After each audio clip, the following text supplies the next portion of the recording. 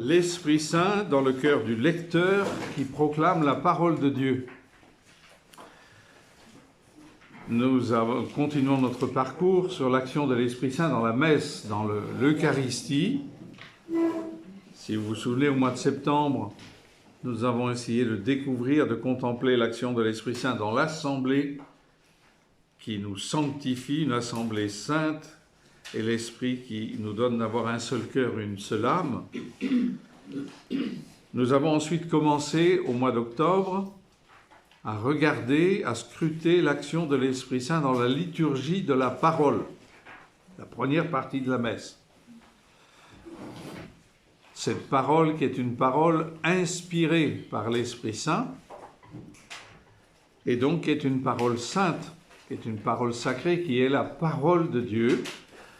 L'Esprit Saint est présent dans cette parole, il l'accompagne de son souffle de vie et de sainteté. Ce matin, nous allons contempler comment l'Esprit Saint peut et doit agir dans le cœur du lecteur. Il y aura sans doute pas mal de choses un peu nouvelles pour vous, pour nous.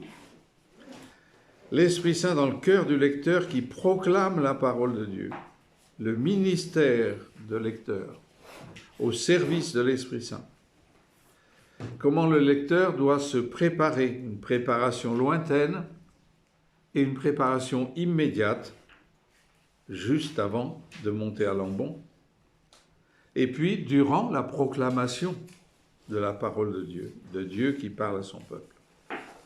Beaucoup d'efforts ont déjà et sont déjà faits dans l'Église. Si on regarde sur Internet, à proclamation de la parole de Dieu, par exemple, j'ai trouvé sur le diocèse de Nanterre cette formation à la parole de Dieu, avec des sessions qui sont organisées pour former les lecteurs. Donc, il y a déjà tout un effort qui est fait, mais il me semble qu'il y a encore beaucoup à faire dans la liturgie de la parole telle qu'elle se déroule de manière ordinaire, pour rendre Dieu plus présent dans sa parole, pour que les fidèles ressentent vraiment cette présence de Dieu qui parle à son peuple. Nous avons, depuis le Concile Vatican II et la réforme liturgique, nous avons la richesse des textes d'Écriture que j'ai évoqués les autres fois, avec les évangiles années A, B et C, et puis les lectures de la féerie durant la semaine, les années pair et impair. Donc c'est une vraie richesse. Mais comment ces textes sont-ils lus dans nos églises? Nos liturgies de la parole sont loin d'atteindre la qualité spirituelle, certainement voulue par le Concile Vatican II et certainement désirée par Dieu. Pour une bonne proclamation de la parole de Dieu, il faut évidemment bien choisir les lecteurs, leur donner une bonne formation et leur permettre d'avoir une préparation spirituelle profonde. Ce que je vais partager durant cette causerie est aussi le fruit de l'expérience pastorale que j'ai vécue dans une paroisse de la banlieue de Dakar, Ouakam, de 1993 à 1999, où j'étais vicaire à mi-temps, et en cheminant avec les lecteurs dans les sessions de formation, le Saint-Esprit nous a conduits à des choses nouvelles que je vais vous partager ce matin.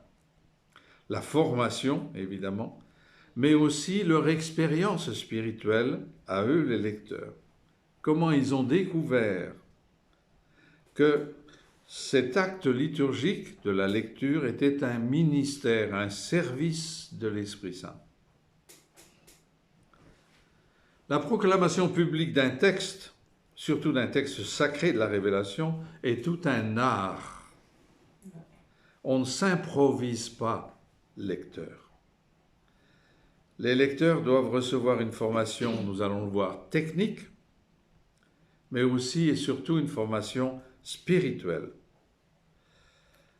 En première partie, une conviction importante. La parole de Dieu doit être proclamée. Ce n'est pas une simple lecture comme on fait dans un partage d'évangile ou dans une réunion entre nous. Il y a un aspect de solennité, même si on est dans une petite chapelle, ou dans notre chapelle, comme tout à l'heure. Ce n'est pas une simple lecture. La lecture s'adresse à l'intelligence. Or là, quand Dieu parle, il s'adresse au cœur. Et donc, nous devons sentir que c'est Dieu qui parle. Et le lecteur doit, dans sa manière de proclamer, doit faire sentir cela. Le mot proclamation, proclamer, intervient très souvent dans ce qu'on appelle la PGMR, présentation générale du missel romain, PGMR. Voici ces paragraphes. Numéro 58. Dans la célébration de la messe avec peuple, les lectures sont toujours proclamées de Lambon. 59. 4 fois le mot intervient. Traditionnellement, la fonction de proclamer les lectures n'est pas une fonction présidentielle, c'est-à-dire le prêtre qui préside, mais ministérielle. Les lectures seront donc proclamées par un lecteur et l'évangile proclamé par le diacre ou à son défaut par un autre prêtre.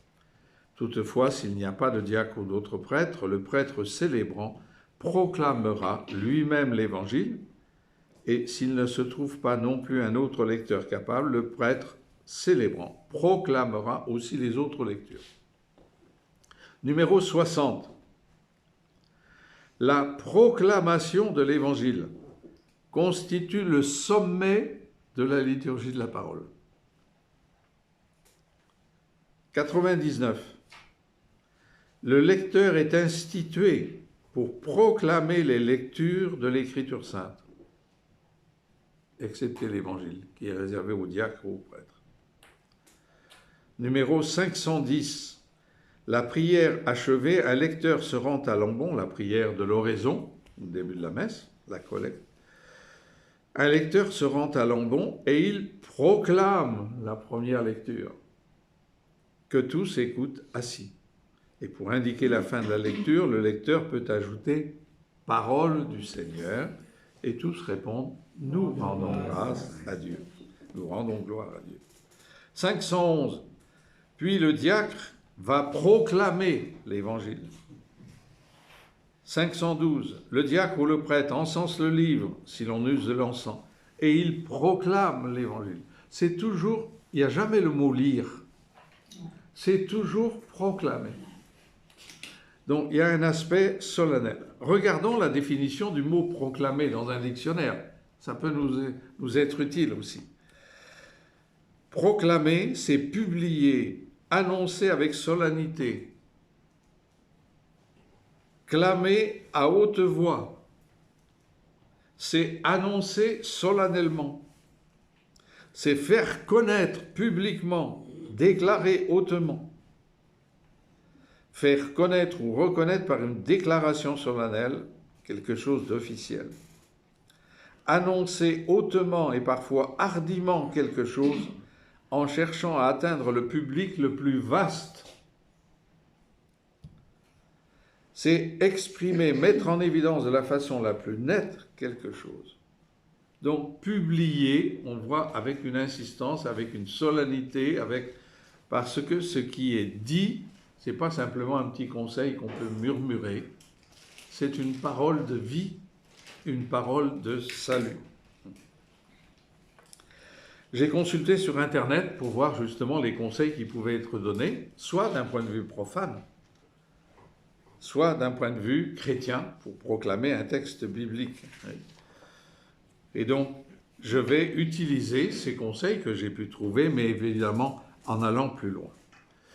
Donc, une première conviction, le texte doit être proclamé. Ce qui veut dire que je ne vais pas le lire à voix basse. C'est pas possible. Si je le lis comme ça, ceux qui sont dans le fond de l'église, la chapelle, n'entendront rien. Dieu, s'il nous parle, il veut se faire entendre, écouter. Donc, deuxième partie, la formation technique du lecteur qui proclame. Je passerai un peu plus vite parce que je voudrais insister surtout sur la formation spirituelle. La lecture en public devant l'Assemblée exige une formation. Je parle là surtout des célébrations de la messe pour les dimanches et les fêtes. En semaine, en petits groupes, bon, il y a des circonstances particulières, hein, mais en tout cas, chaque fois qu'il y a une assemblée liturgique, le dimanche ou les jours de fête, ou des grands rassemblements, tous les conseils que nous allons voir valent tout à fait. La lecture en public devant l'Assemblée exige une formation. Autre chose est de lire la parole de Dieu comme nous allons le faire dans la Lectio Divina, entre nous, avec en plus le texte sous les yeux. Autre chose est de proclamer la parole de Dieu, où normalement, ceux qui sont dans l'Assemblée écoutent, ils ne lisent pas au même moment, ils écoutent la parole qui est proclamée. La parole de Dieu doit être entendue clairement par toute l'Assemblée, entendue distinctement avec les oreilles. Elle doit être comprise par l'intelligence. Il ne suffit pas que l'oreille entende des sons. Il faut que l'intelligence comprenne le sens des mots et des phrases. Comprendre les paroles proclamées, les textes qui sont lus le dimanche. Comprendre les phrases, le sens de la lecture. Premier aspect de la formation technique, c'est la voix, la qualité de la voix. Chacun de nous a un timbre de voix particulier. Si quelqu'un parle dehors, on est capable, si on le connaît, de le reconnaître, simplement au timbre de la voix. Il y a des voix qui sont assez claires dans l'audition. On dirait des voix radiophoniques qui passent bien devant les micros. Il y a des voix qui sont sourdes, graves, et plus difficiles à comprendre et à suivre. On ne choisit pas sa voix, on a une voix. On peut cependant l'améliorer, évidemment, par une formation. Il y a des voix ternes et sourdes, c'est plus difficile.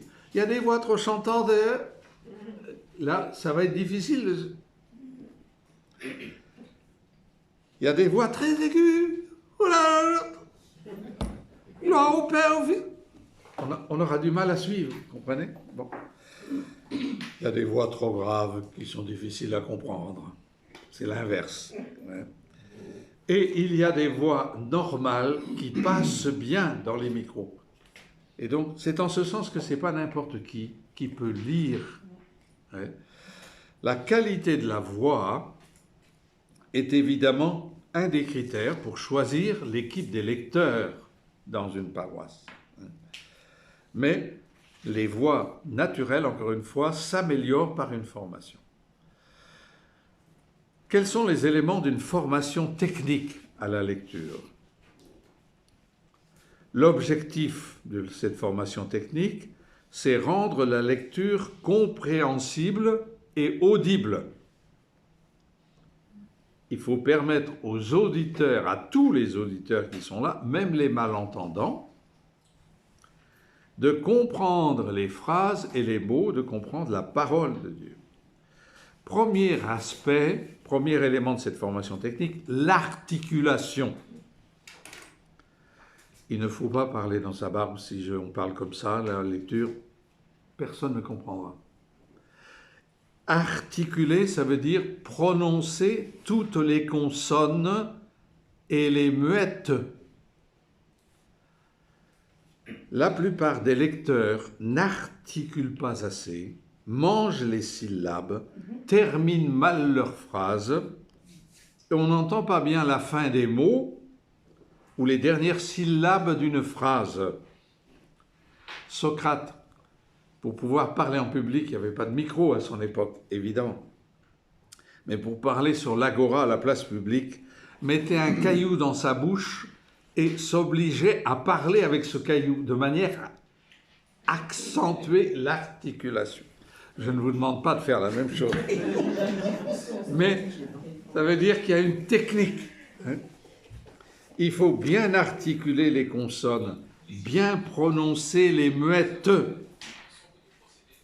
J'ai évidemment ici exagéré, tel que je viens de dire, muette, parce que c'est, mais il faut prononcer, si on prononce muette, c'est pas suffisant.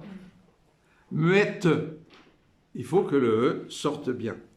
Il y a quelqu'un, j'ose le nommer ici, qui fait ça très bien. Et quand on le regarde à la télévision, on voit le mouvement des lèvres. C'est Lucchini.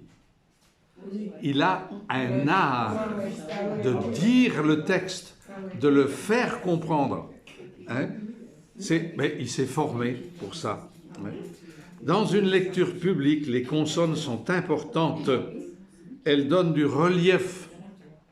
Et il y a parfois des doublements de consonnes, l'allégresse. Et il faut faire sentir la joie, là. Si on dit l'allégresse, non. L'allégresse, l'exultation.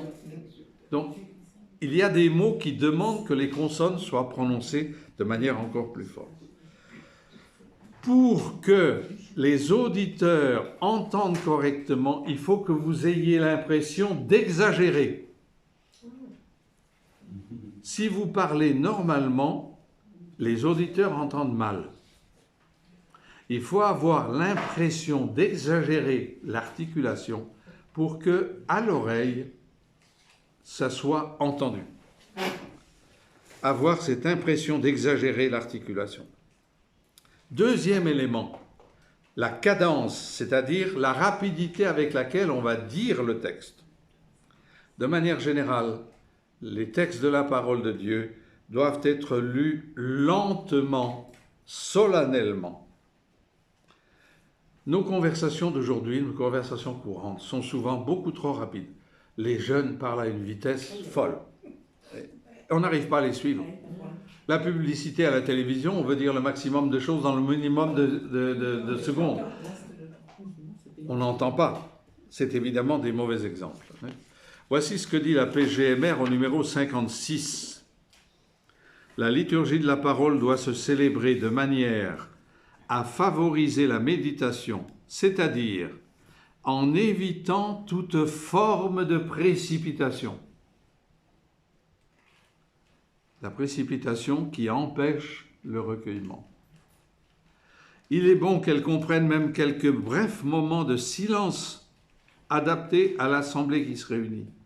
Par ce moyen du silence ou de la lenteur de la proclamation, avec l'aide de l'Esprit Saint, le Verbe de Dieu est accueilli dans le cœur. Et la réponse de chacun se prépare dans la prière. La plupart du temps, les lecteurs lisent 4 fois trop vite.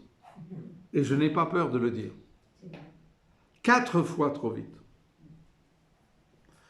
Il y a une avalanche de mots, comme un torrent. Et les torrents, ils emportent tout. Et ça n'a pas le temps de pénétrer la terre. Il faut que, à l'image d'une bonne pluie qui est lente, régulière, une pluie qui pénètre la terre, une pluie qui coule doucement sur les feuilles qui peuvent l'absorber, de la même manière, je dois proclamer la parole de Dieu lentement pour que les mots de l'intelligence aient le temps de descendre dans le cœur. Il faut donc des pauses légères entre les expressions d'une même phrase, des pauses plus importantes à la fin des phrases. Il ne faut pas se précipiter. Encore une fois, il faut laisser le temps aux paroles de Dieu de descendre des oreilles dans l'intelligence et de l'intelligence dans le cœur. Que cette parole pénètre dans les cœurs. Il faut avoir l'impression d'exagérer la lenteur pour que cet effet spirituel de l'écoute soit obtenu. J'ai souvent fait des exercices techniques dans des paroisses et les lecteurs, après ce que je disais, faisaient un effort pour lire plus lentement. Je leur disais toujours, tu lis 2 fois trop vite. Donc ils reprenaient pour qu'ils aient le temps d'accueillir et de comprendre la parole de Dieu. Donc la cadence, prenons le temps. Troisième élément, la respiration et la pause de la voix. Il y a des gens qui sont émotifs et quand ils montent à l'ambon, surtout si on les prévient à la dernière minute, le cœur palpite tellement que la voix n'a... Tous les conseils que je viens de donner sont impossibles. Pour bien proclamer la parole de Dieu, il faut respirer, prendre son souffle, se tenir droit, prendre une bonne respiration avant de commencer la lecture. Pendant la lecture, prendre le temps de respirer entre les phrases et bien sûr, à plus forte raison, entre les paragraphes, de manière à parler régulièrement, posément, sans saccade, sans précipitation. Et il faut parler fort, ce qui suppose la respiration. Il faut tenir compte, bien sûr, de ce qu'on appelle la ponctuation, les virgules, les points d'exclamation, les points d'interrogation, point-virgule, tout cela s'apprend. Quatrième élément, l'intensité de la voix.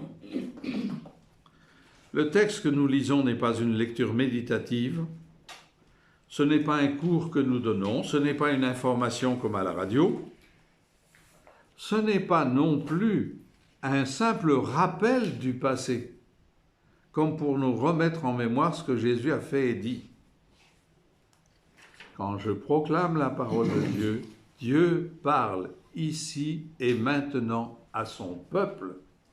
Les paroles qu'il a dites autrefois, il les redit aujourd'hui pour toute l'assemblée qui est là. C'est un événement spirituel. Il faut donc une intensité de la voix. Il ne faut pas murmurer un texte. Il faut le proclamer de manière solennelle. L'intensité de la voix doit tenir compte d'un certain nombre de paramètres. La grandeur de ce qu'on appelle le vaisseau, c'est-à-dire le lieu où on célèbre. Si c'est une petite chapelle, je ne vais pas parler comme ça. Ceux qui vont être là, ils vont se boucher les oreilles. Si à l'inverse, je suis devant une grande cathédrale et que je parle comme ça, les gens ne comprendront rien. La voix doit s'adapter à la grandeur de l'édifice pour que ceux qui sont au fond puissent entendre aussi correctement que ceux qui sont devant. Nous avons la chance aujourd'hui d'avoir des sonorisations. Ça nous aide beaucoup. Autrefois, hélas, le prêtre, il lisait tout seul à l'autel, mais par contre, pour l'homélie, pour les sermons, il montait dans la chaire qui était disposée à l'intérieur de l'église, pour que la voix porte.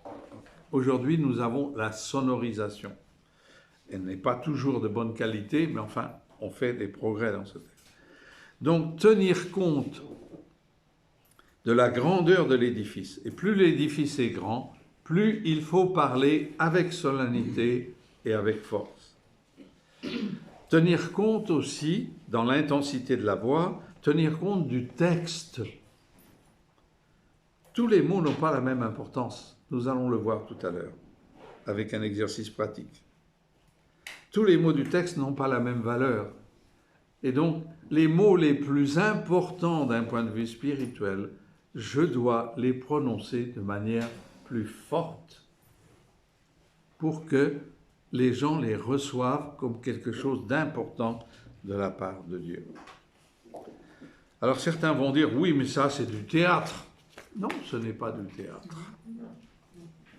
Si vous le vivez spirituellement, ce n'est pas du théâtre. C'est une technique au service de l'Esprit Saint.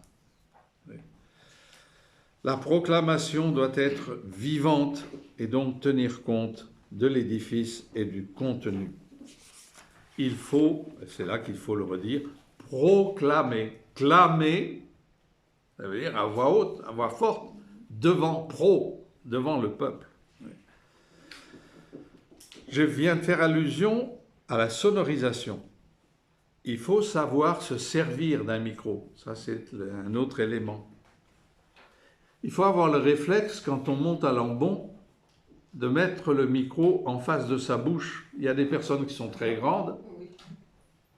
Si le micro leur arrive, ça ne va pas. Il y a des personnes petites, si le micro est au-dessus de la tête, la voix ne passera pas. Avoir le réflexe de mettre le micro en face de la bouche et de se mettre en face du micro. Parler assez proche du micro, pas trop loin, sinon ça sera un brouhaha, pas trop près non plus pour certains micros. Si on est trop près, chaque fois qu'il y a un P, il y a un souffle dans la sonorisation. Bon, ça s'apprend. Il y a des micros aussi qui sont très directifs, donc il faut vraiment être devant. Il y a des micros qui captent l'ambiance. Là, du coup, on peut être un peu plus, légèrement plus loin. Doser sa voix en fonction de l'intensité de la sonorisation. Si la sonorisation a été mise à fond, je n'ai pas besoin de parler trop fort. Et donc, comment doser sa voix? Il faut savoir écouter l'écho de sa voix dans les haut-parleurs. Et là, vous allez réguler votre voix, soit parler plus fort, si vous sentez que ça ne passe pas bien, ou au contraire, si vous sentez que ça passe très fort, vous allez diminuer légèrement votre voix. Doser sa voix en écoutant l'écho de sa voix dans les haut-parleurs. En résumé, vous sentez qu'il y a toute une formation, la technique, et encore je n'ai fait qu'effleurer les éléments. L'articulation, la cadence, la rapidité avec laquelle je lis, la respiration, pour qu'il y ait vraiment une force dans ce que je dis, et maîtriser l'intensité de sa voix en sachant se servir d'un micro. De manière habituelle dans les paroisses, pour les lecteurs, ceux qui font partie d'une équipe de lecteurs, il doit y avoir des exercices. On est soi-même mauvais juge. Faire des exercices, ça veut dire faire lire un lecteur, et moi je me mets dans l'église, et j'écoute. Et je lui dis comment je reçois, comment j'entends ce texte, pour éventuellement lui dire d'aller plus vite, ou d'articuler davantage, ou de ne pas baisser à la fin des phrases. La fin des phrases, voilà. Il faut autrement dit faire des exercices dans les paroisses avec des personnes compétentes qui sont là et qui peuvent nous donner des conseils. Sur Internet, j'ai trouvé un certain nombre de sites qu'on peut consulter où il y a de très très bons conseils techniques qui sont donnés. J'ai trouvé par contre peu de conseils spirituels. Et là, je voudrais insister davantage là-dessus. Il y a quelques éléments que je vais reprendre dans ce que je vais dire maintenant, mais pour moi, la formation spirituelle est plus importante encore que la formation technique. La formation technique est absolument nécessaire, mais elle n'est pas suffisante. La PGMR, dans le paragraphe 101, souligne l'importance de cette formation. Normalement, il y a des lecteurs institués, vous savez, mais institués par l'évêque. Nous, dans notre formation sacerdotale, il y a différentes étapes et il y a l'institution du lectorat et de la quolita, avant le diaconat. La plupart des laïcs ne sont pas institués lecteurs.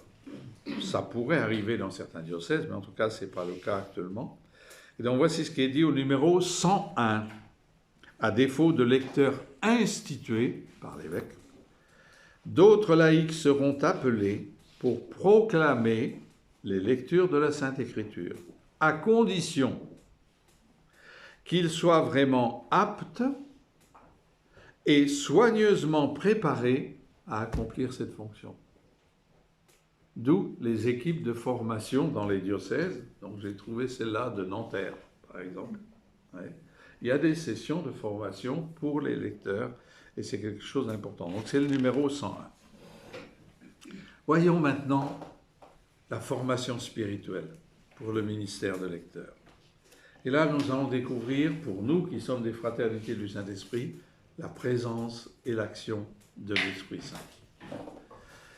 Troisième partie, donc, l'Esprit dans le cœur du lecteur qui proclame la préparation spirituelle. Globalement, ça veut dire quoi? Le lecteur doit se prêter sa voix à Dieu qui parle à son peuple. Le lecteur doit rendre sa lecture porteuse de l'Esprit Saint, du souffle de l'Esprit Saint. En d'autres termes, dans sa manière de proclamer, il doit faire sentir, dans les mots humains qu'il prononce, la présence de Dieu qui parle, la présence du Christ qui parle aujourd'hui, le souffle de l'Esprit Saint qui accompagne la parole qui est le Verbe de Dieu. Nous sentons bien là qu'il y a toute une conviction spirituelle que nous devons avoir profondément dans ce ministère de la proclamation de la parole. Cela réclame, autrement dit, une onction de l'Esprit Saint. Je vais y revenir. Il faut que l'Esprit Saint me pénètre mon intelligence, mon cœur, pour qu'il se passe quelque chose dans ma manière de proclamer la parole de Dieu. Il n'y a que l'Esprit Saint qui puisse donner à la parole de Dieu, inspirer son efficacité. Préparation lointaine, préparation immédiate, et nous verrons pendant la proclamation. Préparation lointaine. Il faut méditer le texte qu'on va proclamer. Je parle là des messes du dimanche. Si ça peut se faire en semaine, c'est mieux aussi. Méditer le texte à la lumière de la parole de Dieu, le texte qu'on va proclamer. Cette onction de l'Esprit commence à ce moment-là dans mon cœur. Le lecteur doit se laisser imprégner par les paroles, laisser cette parole pénétrer en lui comme la rosée pénètre le sol. La Sainte Écriture dit la Constitution sur la révélation divine, Dei Verbum au numéro 12. La Sainte Écriture doit être lue et interprétée à la lumière du même esprit qui l'a fait rédiger. Devant un texte, il n'y a que l'esprit de vérité qui peut me guider dans la vérité tout entière. Il se peut qu'à la première lecture, ce texte me paraisse obscur, compliqué, je ne vois pas à quoi ça correspond, ou l'esprit de vérité va me permettre de pénétrer de plus en plus profondément dans cette parole.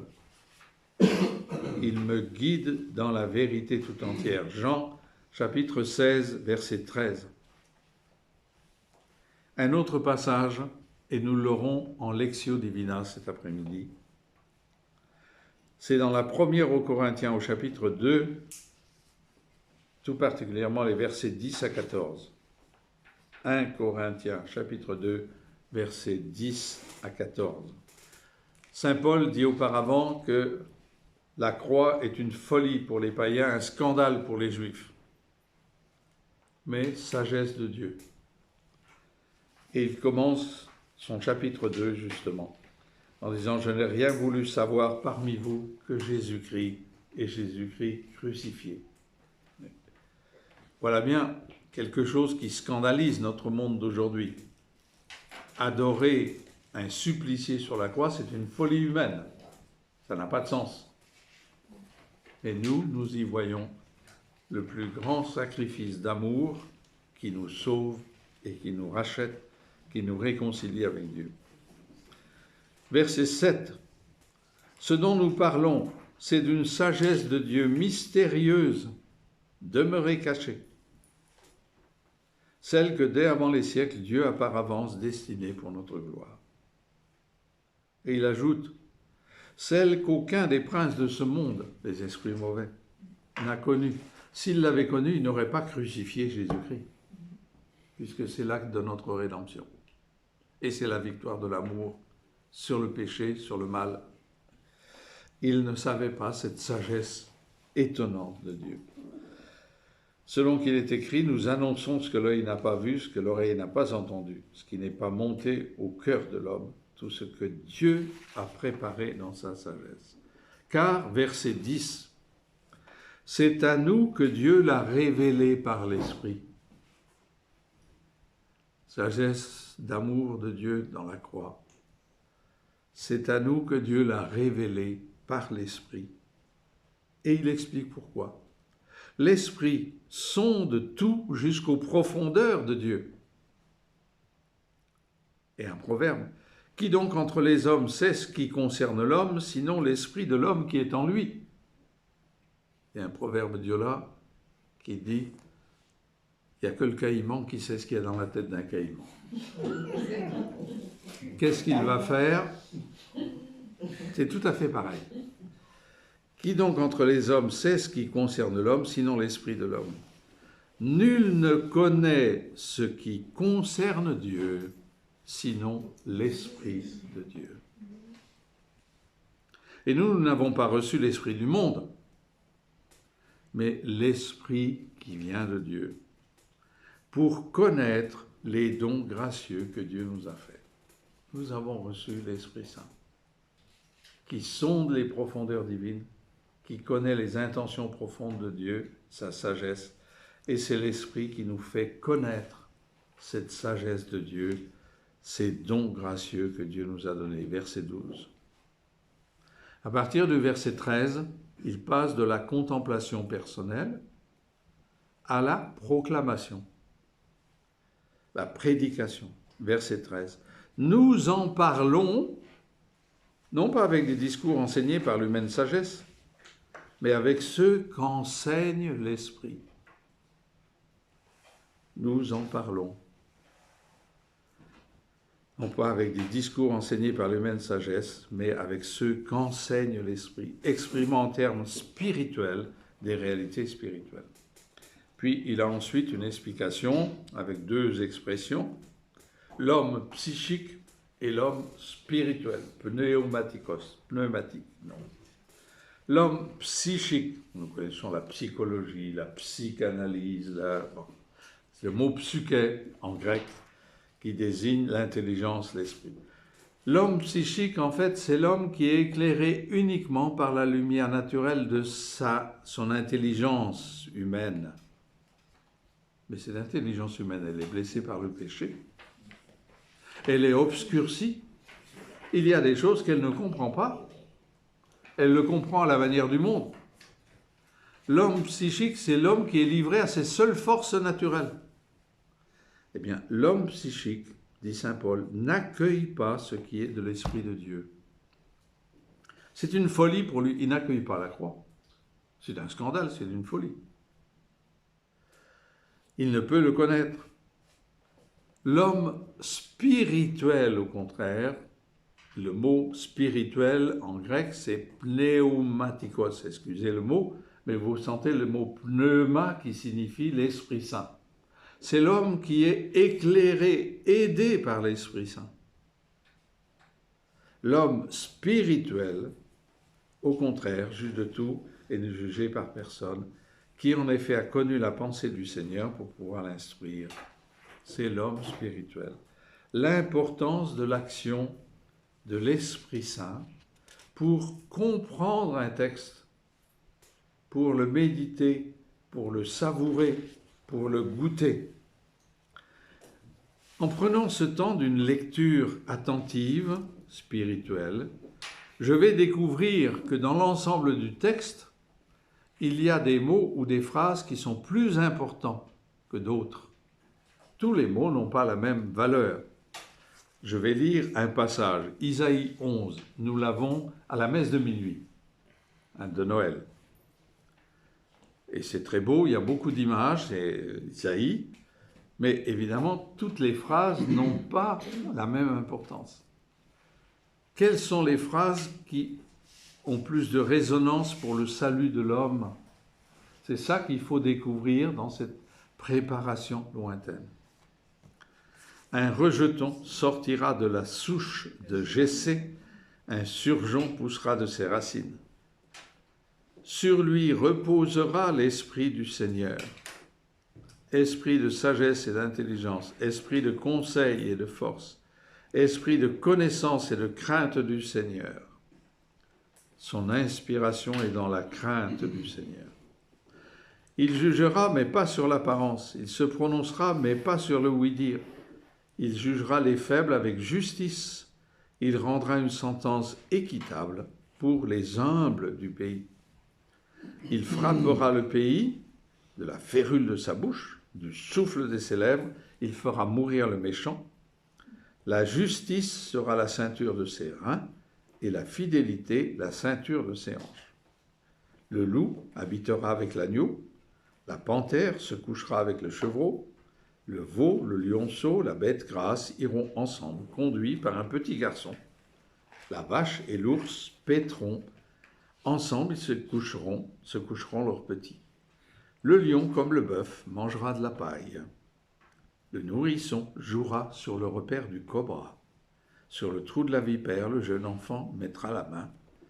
On ne fera plus de mal ni de violence sur toute ma montagne sainte, car le pays sera rempli de la connaissance du Seigneur, comme les eaux couvrent le fond de la mer.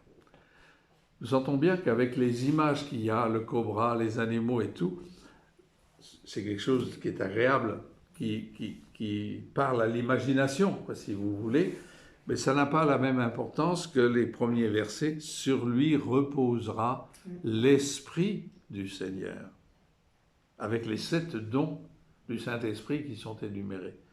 Et donc, je vais lire beaucoup plus lentement et solennellement ce verset 2, et les petites images à la fin, je vais les évoquer, mais sans insister dessus.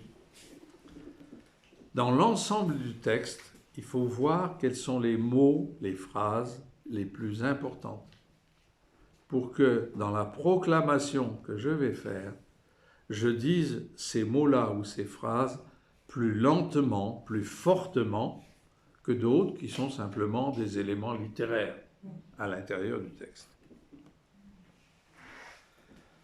Tout ce travail est un travail de discernement spirituel.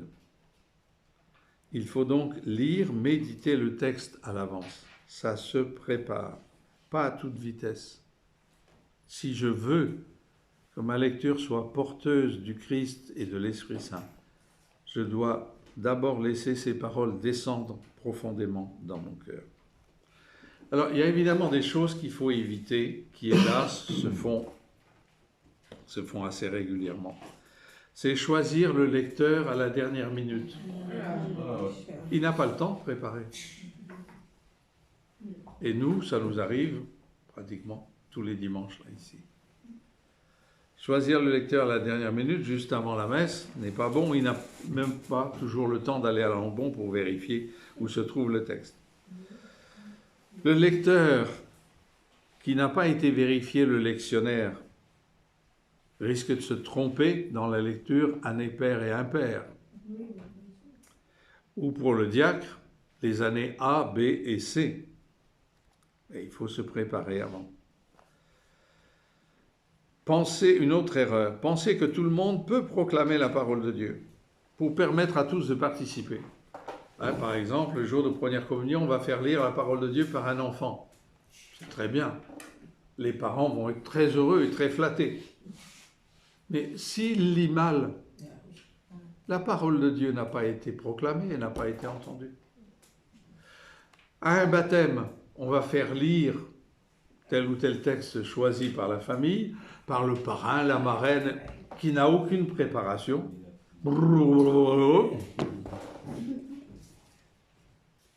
Liturgie de la parole, 0. Et donc, le choix des lecteurs ne doit pas être basé sur l'affectivité. Le lecteur prête sa voix et ses lèvres à Dieu. Est-ce qu'il en a conscience? Choisir les lecteurs pour faire plaisir aux parents, c'est évidemment une mauvaise chose. Il faut choisir les lecteurs en fonction de leur talent, de leur capacité, pour que la parole qui va être lue soit proclamée et qu'elle soit entendue comme parole de Dieu. D'où l'importance dans les paroisses, évidemment, de constituer des équipes de lecteurs et de lectrices selon leurs compétences et, évidemment, il faut les former. Juste avant la messe, je viens d'y faire allusion, il faut que les lecteurs qui ont été choisis aillent vérifier dans le lectionnaire où se trouve la lecture qu'ils vont faire. Sinon, s'ils le font quand ils montent, ils risquent de se tromper. Et puis, les lectures, quelquefois, sont sur plusieurs pages. Si je n'ai pas vérifié à l'avant, je vais m'arrêter à la fin de la page, et la fin de la lecture, je ne l'aurai pas proclamée. Préparation lointaine, cette méditation de la parole de Dieu. Et vous voyez l'action de l'Esprit Saint. Préparation immédiate, juste avant la proclamation de la parole de Dieu. Qu'est-ce que fait le diacre? Qu'est-ce que fait le prêtre qui va dire l'Évangile? Vous avez vu, le diacre vient et s'incline devant le prêtre qui préside. Il lui demande sa bénédiction et le prêtre la fait à voix basse. Il est bon que vous entendiez ça. Le diacre dit « Père, bénissez-moi ». La bénédiction de Dieu est nécessaire pour proclamer l'Évangile. Et le prêtre qui célèbre dit « Que le Seigneur soit dans votre cœur et sur vos lèvres, pour que vous proclamiez la bonne nouvelle au nom du Père et du Fils et du Saint-Esprit. » Le diacre ensuite va vers l'autel, fait une inclination profonde et prend l'évangéliaire, si l'évangéliaire, donc le livre des évangiles, est distinct du lectionnaire. Sinon, il s'incline profondément et va à l'embon. En l'absence du diacre, le prêtre doit s'incliner devant l'autel. Pas une simple inclinaison rapide et puis on passe. Il y a une prière que le prêtre doit faire. Purifie mon cœur et mes lèvres, Dieu très saint, pour que je fasse entendre à mes frères la bonne nouvelle.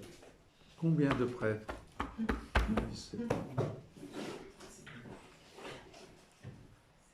Purifie mon cœur et mes lèvres, Dieu très saint, pour que je fasse entendre à mes frères la bonne nouvelle. Nous avons, nous prêtres, à redécouvrir cela.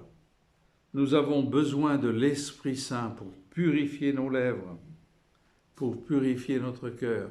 Ces lèvres qui servent à dire tant de bêtises, de sottises et de méchanceté. Comment ne pas ressentir le besoin qu'elles soient purifiées par l'Esprit Saint? C'est l'Esprit Saint qui peut nous purifier. Je vais donner 2 textes. Isaïe. Isaïe, au chapitre 6. L'un des séraphins vola vers moi, tenant dans sa main une braise qu'il avait prise avec des pains sur l'autel. Il m'en toucha la bouche et dit, « Voici, ceci a touché tes lèvres, ta faute est effacée, ton péché est pardonné. » La braise qui vient purifier les lèvres et le cœur. Alors j'entendis la voix du Seigneur qui disait, « Qui enverrai-je? Qui ira pour nous ?» Et une fois purifié, je peux répondre, « Me voici, envoie-moi. » Isaïe chapitre 6, versets 6 à 8. C'est l'expérience que fait Jérémie aussi. La parole lui est adressée, et Dieu qui lui dit, « Avant même que tu sois sorti du sein, je t'ai consacré, comme prophète des nations, je t'ai établi. » C'est Isaïe au chapitre 1. Je dis, « Mais Seigneur Yahvé, je ne sais pas parler, je ne suis qu'un enfant. » Et le Seigneur répondit, « Ne dis pas, je suis un enfant.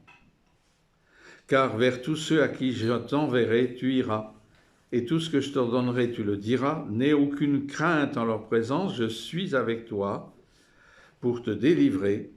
Alors le Seigneur étendit la main et me toucha la bouche. Verset 9. Jérémie, chapitre 1, verset 9. Comment ne pas penser à cette invocation dans le Veni Sancte Spiritus? Lave ce qui est souillé, guéris ce qui est blessé, redresse ce qui est courbé, réchauffe ce qui est froid, etc., etc. C'est l'Esprit Saint qui purifie les lèvres et le cœur pour pouvoir proclamer l'Évangile. Ce que nous venons de dire pour le diacre et le prêtre vaut pour les lecteurs. Et c'est ça que nous avons découvert dans la paroisse Notre-Dame-des-Anges à Wakam, dans la formation. Ce que la liturgie demande aux prêtres et aux diacres pour proclamer l'Évangile vaut tout à fait pour les lecteurs qui vont proclamer la parole de Dieu. Et donc concrètement, nous avons été conduits à ceci. Les lecteurs, qui sont évidemment choisis avant la messe, qui ont eu le temps de préparer la lecture, pendant qu'il y a l'introduction par l'animateur, il y a souvent une introduction à la lecture, eh bien, le lecteur allait face à l'autel, dans l'allée centrale, s'inclinait et priait profondément l'Esprit Saint, demandant que l'Esprit Saint vienne purifier ses lèvres et son cœur. Et une fois la présentation terminée, une fois cette prière profonde du cœur faite, le lecteur, la lectrice montait à l'ambon. L'expérience nous a confirmé dans cette intuition parce que nous avons vu les fruits spirituels. Les lecteurs et les lectrices ont vu, ont senti que leur manière de proclamer après cette prière était totalement différente. Le lecteur se sent, après cette prière, revêtu de l'onction de l'Esprit Saint pour être ministre de Dieu qui va se servir de ses lèvres et de sa voix pour parler à son peuple. C'est exactement ce que Jésus dit à la synagogue de Nazareth. L'Esprit de Dieu repose sur moi, l'Esprit de Dieu m'a consacré, il m'a envoyé pour proclamer l'Évangile. Et c'est ce que les lecteurs et lectrices ressentaient dans cette prière face à l'autel. Nous avons vu la transformation que cette prière a opérée dans leur cœur. Ils ressentaient une force intérieure, une joie d'être au service du Seigneur, une confiance aussi. La peur, la crainte, l'émotion disparaissaient. Dans ce contexte spirituel, la lecture devenait une vraie proclamation dans la force de l'Esprit Saint. Cette prière pour les lecteurs n'est pas demandée dans la présentation générale du missel romain. Je redis le paragraphe 101. D'autres laïcs seront appelés pour proclamer les lectures de la Sainte Écriture, à condition qu'ils soient vraiment aptes et soigneusement préparés à accomplir cette fonction. La prière d'inclination et de bénédiction n'est demandée que pour le diacre et le prêtre pour la proclamation de l'Évangile. Mais je pense, personnellement, que cela peut être fait aussi pour les lecteurs et les lectrices. Autre avantage de cette prière face à l'autel, du coup, je vais monter à l'ambon calmement. Comme si je viens du fond de l'église, là, juste avant, il y a de la précipitation. Je ne suis pas dans le contexte spirituel des dispositions intérieures pour proclamer. Cette prière devant l'autel, quitte à ce qu'il y ait 1 minute, 30 secondes, 20 secondes de silence dans l'assemblée. Le silence est important. Donc, préparation immédiate du lecteur qui vient demander l'onction de l'Esprit Saint. que l'onction de l'Esprit purifie ses lèvres, purifie son cœur, pour pouvoir proclamer la parole de Dieu. Quatrièmement, au moment de la proclamation, action de l'Esprit Saint là aussi. Laissez résonner dans les paroles la voix de l'Esprit Saint. Laissez résonner dans les paroles la voix de l'Esprit Saint.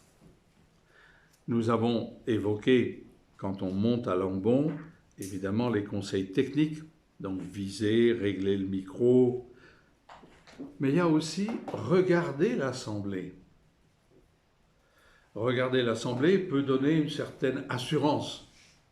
Mais sur le plan spirituel, ça devient très différent. On regarde le peuple à qui Dieu va parler. On regarde l'assemblée à qui Dieu va parler. Dieu me fait regarder l'assemblée avec son regard. Et donc, revêtu de l'Esprit Saint, le lecteur va proclamer la parole de Dieu avec assurance.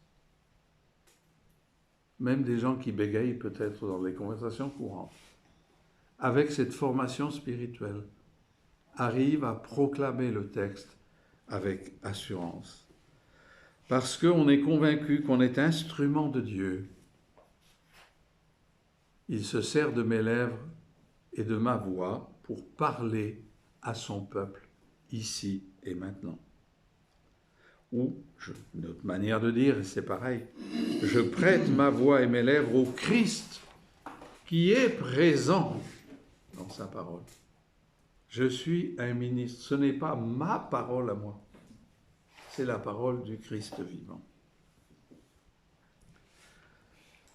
Dans la Constitution sur la liturgie, Sacrosanctum Concilium numéro 7, nous l'avons vu à la toute première causerie, le Christ est présent dans sa parole, numéro 7, Sacrosanctum Concilium. Le Christ est présent dans sa parole, c'est lui qui parle, tandis qu'on lit dans l'Église des Saintes Écritures. Et donc, le Christ, avant de parler à une foule, la regarde. Et moi-même, je regarde cette foule avec le regard du Christ. Regardez les personnes les plus éloignées, dans le fond. Ça va certainement, sans que je m'en rende compte, faire que je vais proclamer à une voix plus haute. Oui. Serviteur de la parole de Dieu, qui est aussi une bonne nouvelle qui parle au cœur des auditeurs. Nous avons à proclamer ce texte comme si l'Assemblée l'entendait pour la première fois. J'ai bien aimé cette phrase-là que j'ai trouvée, je ne sais plus sur quel site. Proclamer le texte de la parole de Dieu comme si l'Assemblée l'entendait pour la première fois. Donc vous voyez, ce n'est pas une mémoire, on se rappelle une parole qu'on a déjà lue. Non, c'est comme si c'était la première fois.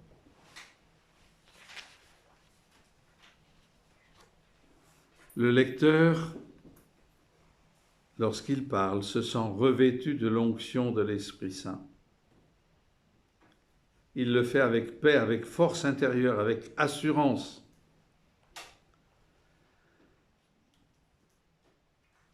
Nous proclamons la parole du Christ vivant. Autre élément spirituel pendant cette proclamation, laisser résonner dans les paroles la voix de l'Esprit Saint. Qu'est-ce que ça veut dire? Les paroles que je dis ont un poids de vie. Le Christ m'a aimé, s'est livré pour moi. Ce n'est pas une vérité intellectuelle, c'est une réalité spirituelle tellement profonde. Et donc, cette parole, elle a un poids de vie. Je ne vais pas la dire à toute vitesse, le Christ m'a aimé, s'est livré pour moi. Si je pense aux souffrances du Christ, je vais pas le dire de cette manière-là. Et donc, ces paroles, je les laisse résonner en moi, dans ma propre vie spirituelle.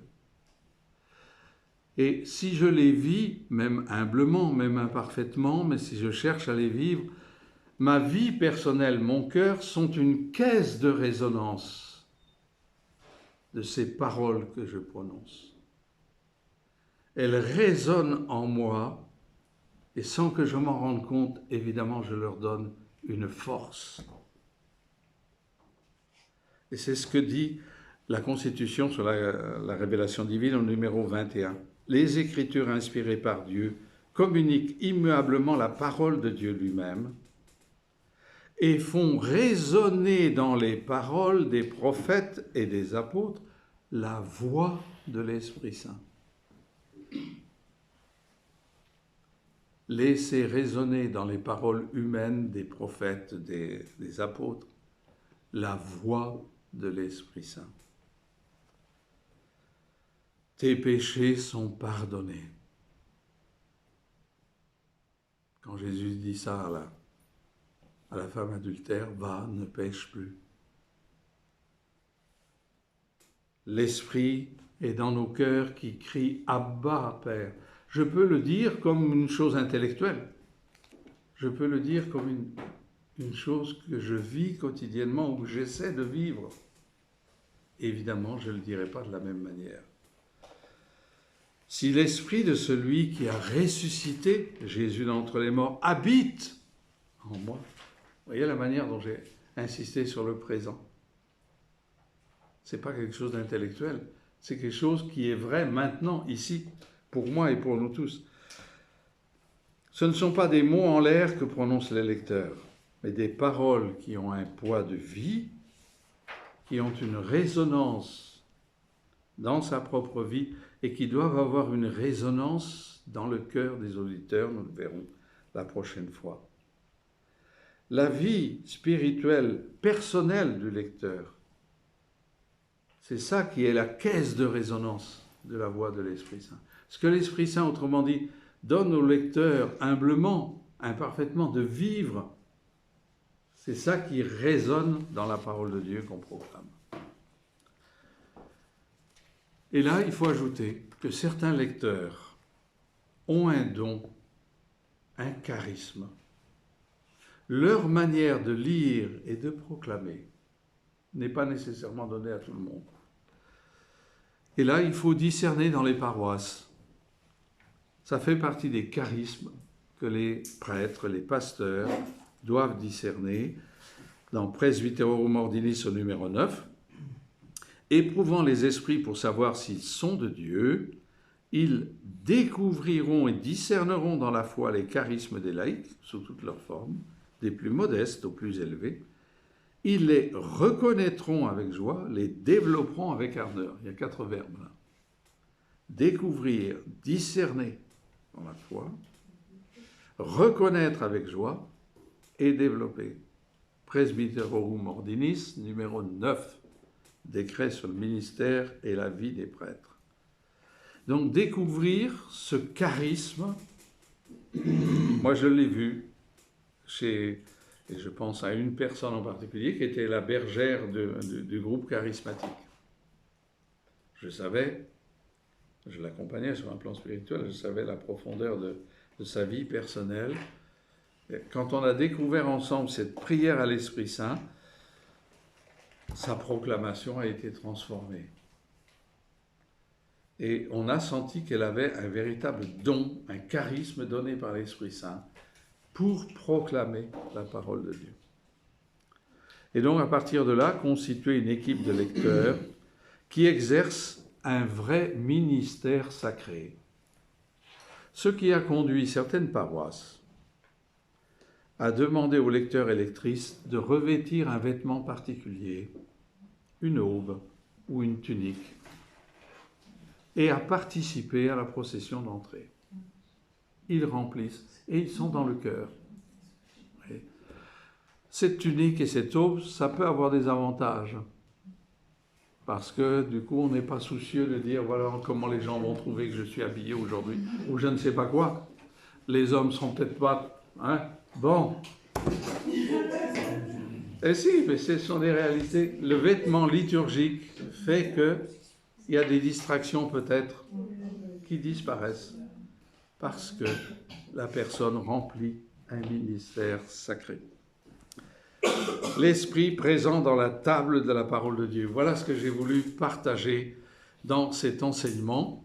Donc, préparation spirituelle importante, lointaine dans la méditation,